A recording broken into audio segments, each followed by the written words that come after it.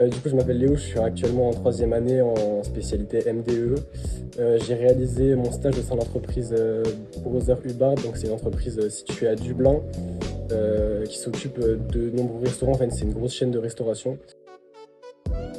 Au sein de ce stage, j'ai pu avoir pas mal de missions qui étaient assez intéressantes.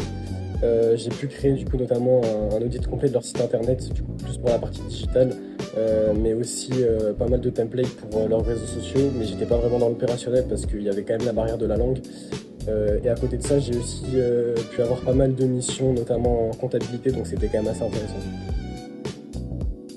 J'avais pas forcément de contact à Dublin, j'ai fait des démarches spontanées. Du coup, je contactais surtout beaucoup les entreprises au téléphone, parce que je me suis dit quand même que j'avais plus de chance au téléphone plutôt par mail.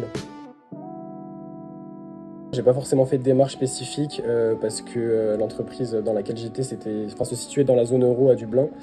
Donc il n'y avait pas de visa à faire. Et pour ce qui était du logement, moi je me suis dit que c'était quand même plus intéressant de vivre directement chez l'habitant, notamment pour parfaire mon anglais. Enfin, c'était vraiment l'objectif aussi de ce stage. J'ai trouvé mon logement du coup dans une famille directement à Dublin.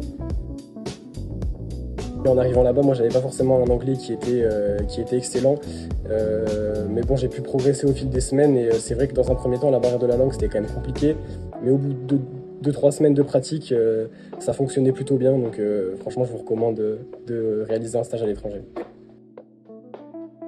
C'est surtout quand je suis arrivé dans le pays le premier jour à l'arrivée à l'aéroport.